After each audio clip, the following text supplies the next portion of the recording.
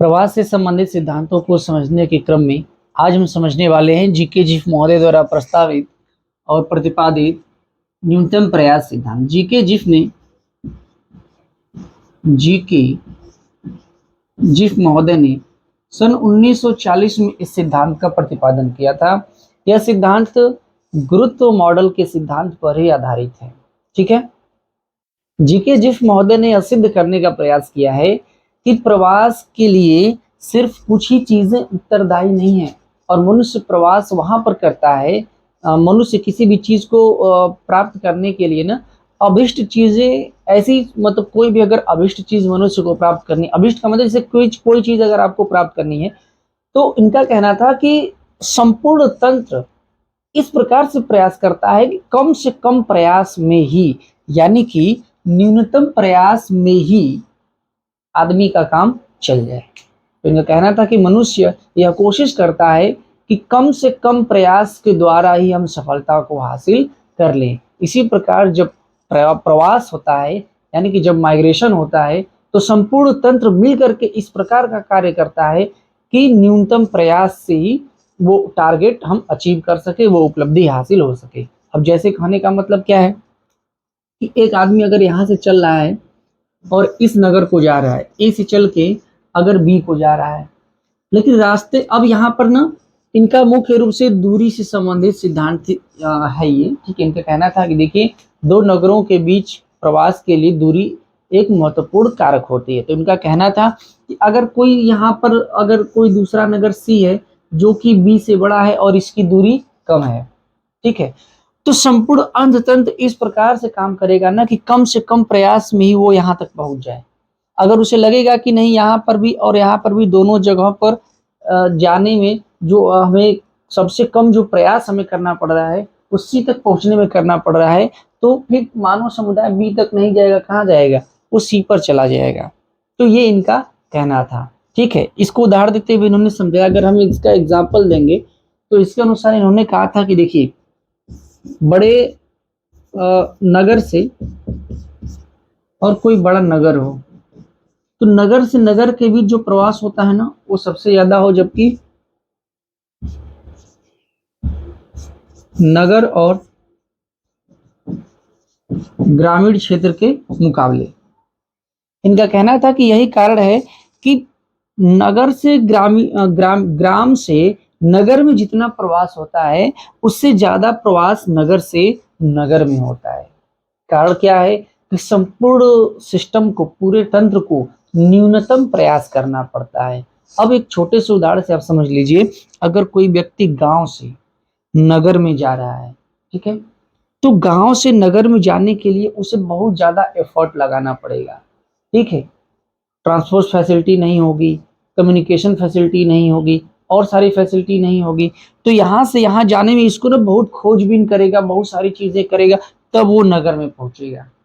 लेकिन नगर से नगर में जाने के लिए न तो कम्युनिकेशन की दिक्कत होती है और ना ही ट्रांसपोर्ट फैसिलिटी की दिक्कत होती है। तो इनका कहना था। अच्छा, एक बात और इसमें समझ लीजिए, जीके जीफ महोदय का सिद्धांत केवल मानव के प्रवास से संबंधित नहीं है। इन्होंने अपनी बात कम्युनिकेशन पर, यानी कि सूचना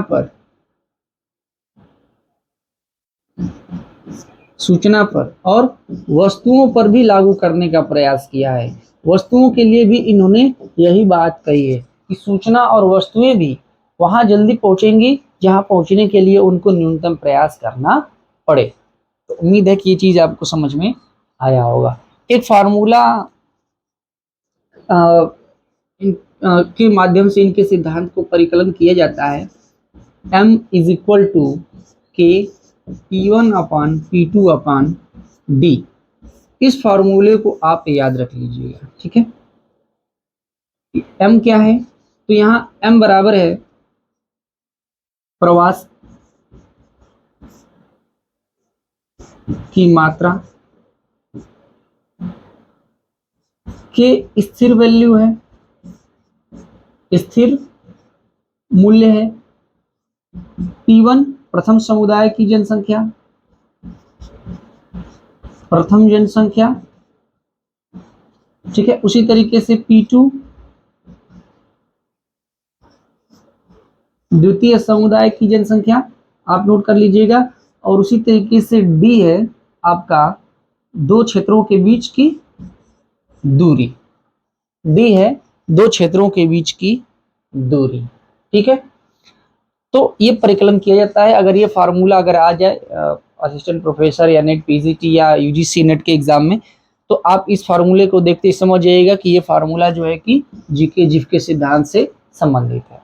ठीक है, अब यहां से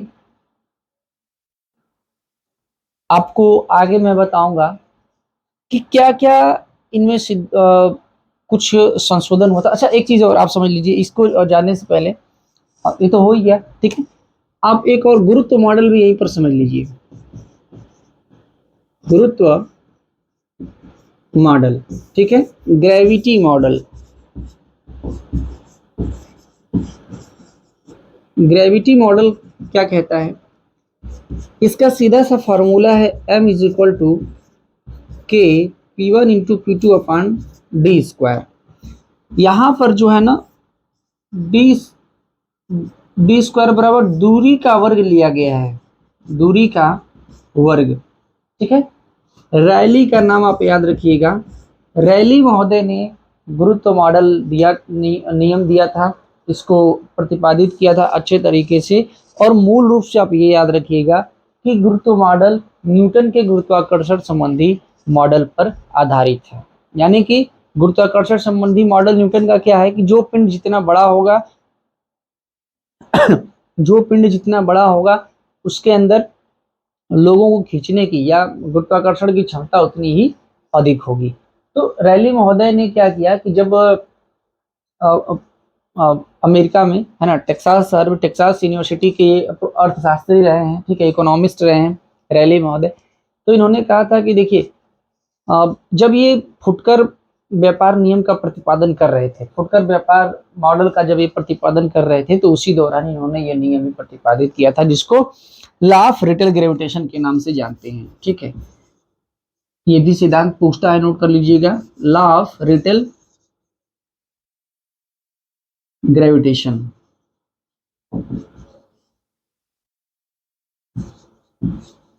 ठीक है, फुटकर गुरुत्वाकर्षण व्यापार नियम। ठीक है, लॉ ऑफ रिटेल ग्रेविटेशन। ठीक है, तो समझिए ये हुआ ये उस समय कि इन्होंने कहा कि देखिए, जैसे जैसे किसी नगर का आकार जितना बड़ा होता है, किसी नगर का आकार जितना बड़ा होता है, ठीक है, उसमें लोगों को खींचने की शक्ति उतनी ही ज्यादा होती है। यानी कि कोई नगर जितना बड़ा होगा उस नगर के लिए लोग प्रवास भारी मात्रा में करेंगे।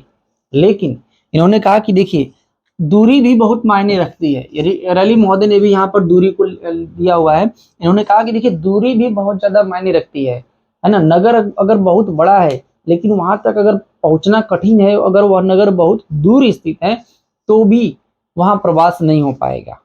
नगर बहुत बड़ा है तो खींचने की क्षमता तो रखेगा। ठीक है, एक स्थान P1, एक स्थान की जनसंख्या P2, दूसरे स्थान की जनसंख्या।